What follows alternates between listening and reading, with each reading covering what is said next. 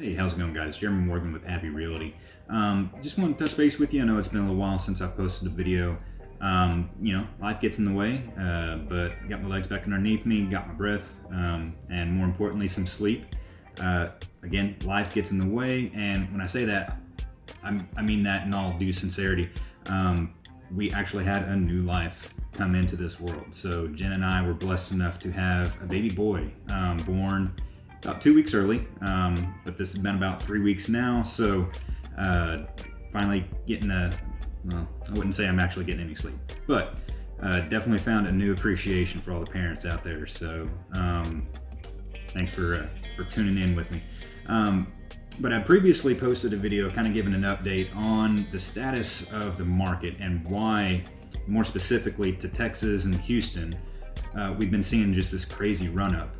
Gave a number of different reasons as to why, and I'd like to kind of jump into a number of different videos that kind of go a little bit more in depth in each one of those aspects of why we're seeing this jump up into the seller's market and the exorbitant prices that we've been seeing come across. First and foremost is going to be to rag on California, and hopefully I can kind of justify why I'm doing so. But we've all seen the bumper stickers and the shirts, koozies, everything else with the slogan, don't California my Texas. And the reason has been there's just been a flood of people leaving these states like California, New York, Illinois, and a host of, for lack of a better word, blue states.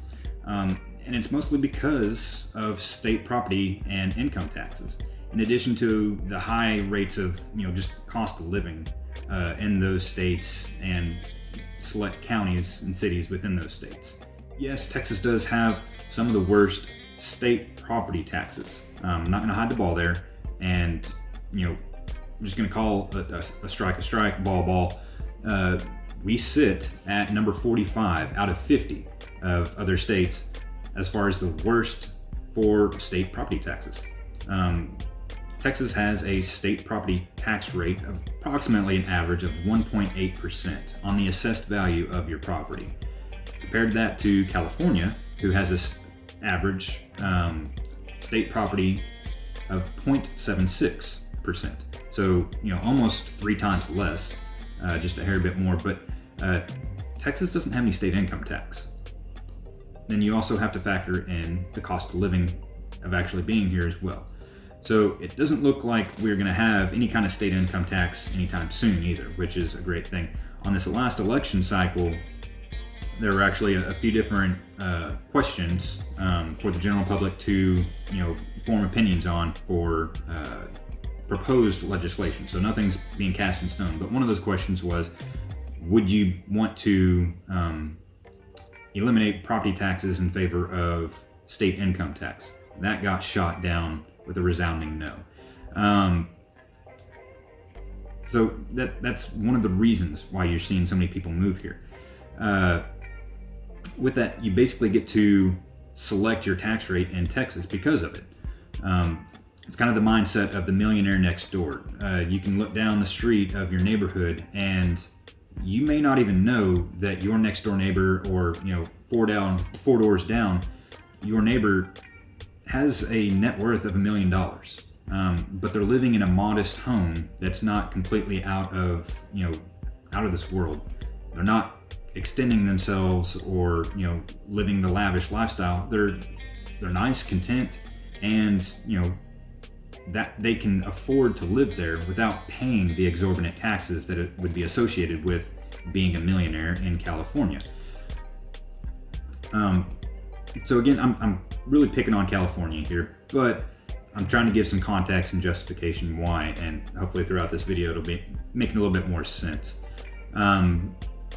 So with that, California is actually number 16 out of 50 for property taxes, which is pretty good, 0.76% again. However, you have to add in the extremely high cost of living as well as the state income tax. So let's run a quick hypothetical here to put everything into context as far as what we're talking about. Because whenever we say that California has a 0.72% tax rate on the property taxes compared to 1.8% on Texas property taxes, it's still not apples to apples. We have to account for the actual cost of living. So let's say we utilize the actual cost in both scenarios. California, your median priced house is going to run you $505,000. Compare that to Texas, that median priced house is $172,500. That's quite a big difference there. So you are paying 0.72% taxes on the median priced $505,000 property, and you are paying 1.8% on the $172,000 property in Texas. Those two numbers, for California, the median property state income taxes at 0.7% is $3,838. That same median priced house in Texas at 1.8%, you're paying $3,105. So they're actually pretty close whenever you put into scale the actual price for cost of living. But we're forgetting about one thing, and that is the state income tax. The median household income for California is $75,000. That puts you in a 9.3% tax bracket. California utilizes a progressive tax system for their state income taxes, but for that particular range, you're at the 9.3% income tax bracket. That adds on an extra $6,975 to your yearly tax rate. That puts you at $10,813. Texas doesn't have that state income tax. The median household income for Texas, $60,600. So it is less than California, but you're not paying any taxes on it. So the difference is almost $7,000 a year for the median of Texas versus the median of California. That's what you've got to consider whenever you see all these people flooding here from California, New York, Illinois. Now again, they're not all the same tax rates. We're just kind of focusing on California here for the reason of this video. Now, one of the crazy things for California is they top out at 12.3% on their state income tax. But if you make over $1 million, you are assessed an extra 1% for a mental health services tax. That's just mind-blowing, but that's, again, one of the reasons why they are coming here. So carrying on with the cost of living aspect, the National Association of Home Builders published a study back in 2019, and it found that for every $1,000 that's added to the cost of new construction, you are pricing out nearly 127,000 people across the nation based upon that increase, because they can't afford that escalated cost in the construction. So in scale, we're obviously taking it out of context for the median price in both those markets of California and Texas. $1,000 divided by $172,000 on the median cost versus $1,000 divided by $505,000. So that $1,000 difference, it has a larger impact in Texas than it would in California. But whenever the base number in California is already 3 times more expensive than it is in Texas, you've already wiped out a vast swath of buyers that are looking to buy property in California in the first place. So couple all this with the slew of companies that are actually breaking the chains and moving from the exorbitant tax rates and regulations. We've seen Hewlett-Packard move their global headquarters from California to just right up the road here in Spring. We've got other people from Google moving down to Houston, opening up a number of different offices. The Great Lakes Dredge and Dock moving their headquarters over to the Houston port. Oracle and Tesla are moving to Austin. It's just not the companies, but it's also the people and their families that are moving with their employees. So you've got a huge influx of people coming in with all these companies with the relocation. Between July 1st of 2019 and July 1st of 2020, the U.S. Census Bureau estimates that Texas had a net add of 373,000 people that moved to Texas. For reference, the Woodlands has a population of 113,000 people. Pearland has nearly 125,000, and Cypress, you're looking at about 179,000. So the entire population of all 3 of those cities, or if you want to consider Woodlands a township, however you want to look at it, all 3 of those cities barely is more than the entire amount of people that moved to Texas in one single year. Compare that to California, which lost just shy of 70,000 people last year. That's just nuts. That's the first time since 1900 that the state of California has actually lost population size. Per the Texas Demographic Center, Texas makes up 8.9% of the entire U.S. population. That's pretty significant, compared to 49 other states. But here's the crazy part. Between 2019 and 2020, Texas represented 32.4% of the population growth. The flow of population transitions into congressional seats as well. We just had the U.S. Census, and Texas picked up 2 additional congressional seats. We're basically picking those up at the expense of California and a number of other Mideastern states like New York, Michigan, Illinois, Pennsylvania, the states that we've already, noted at the beginning of this video. In 2019, a survey by Blind, workers were, asked a series of questions in multiple states, and they were polled. Bay Area residents in California noted that if given the opportunity to work from home, 27% said that they would move out of the state, and another 11% out of the country.